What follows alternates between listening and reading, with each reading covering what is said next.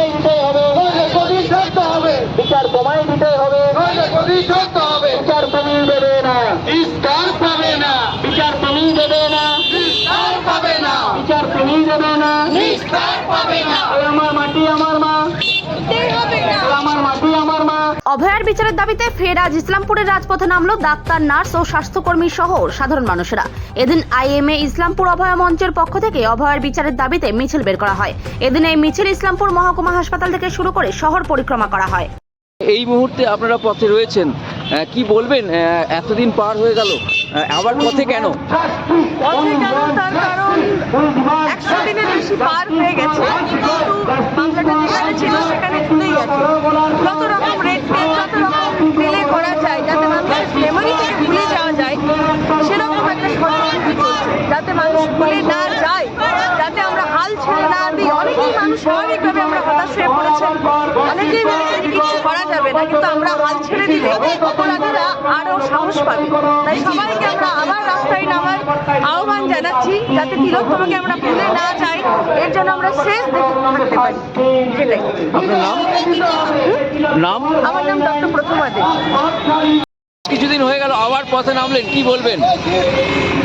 বেশ কিছুদিন হয়ে গেছে, কিন্তু আমাদের দুঃখের সঙ্গে বলতে হচ্ছে যে প্রায় 150 দিন পার হয়ে গেল, আমাদের বোর্ডের বিচার এখনো মেলেনি।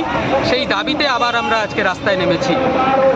এই দাবি না মেলা এবং আবার পথে নামা, সেই ক্ষেত্রে মানে এই আন্দোলন চলছে, তো কি বলবেন? এই আন্দোলন কি আরো দীর্ঘতর হতে পারে? হ্যাঁ, অবশ্যই এটা নির্ভর করছে যে আমাদের দেশের বিচার ব্যবস্থা এবং সরকারের উপরে। তারা যতদিন দোষীদের আড়াল করবে, যতদিন প্রকৃত দোষীরা শাস্তি না পাবে, ততদিন আমাদেরকে রাস্তায় থাকতে হবে।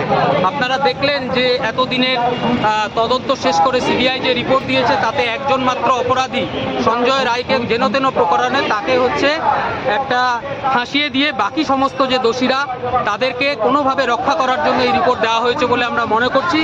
এবং সমস্ত যে দোষীরা আছে নিচের থেকে শুরু করে টপ অবধি, তাদের প্রত্যেকের শাস্তির জন্য, শাস্তির দাবিতে আমাদের এই আন্দোলন চলছে। এবং তিলোত্তমার বাবা মা তারা হচ্ছে হাইকোর্টে, তারা আজকে যে আবেদন পেশ করেছেন, হাইকোর্ট সেই আবেদন গ্রহণ করেছে। এবং সেখানে সিবিআইয়ের যে প্রতিনিধি তারাও বলেছেন যে তাদের যে তদন্ত ছিল, নতুন করে তিলোত্তমার বাবা মা কিছু দিক দেখিয়ে দিয়েছেন, সেই দিকগুলো দেখে তারা নতুন করে বলেছে যে সেই তদন্ত আবার তাদেরকে করতে হবে।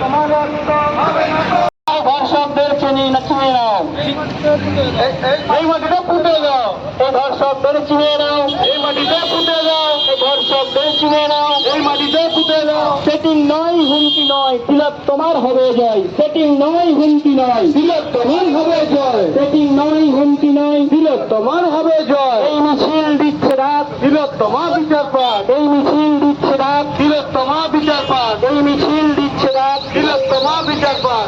100 দিন হলো পার খুনিদের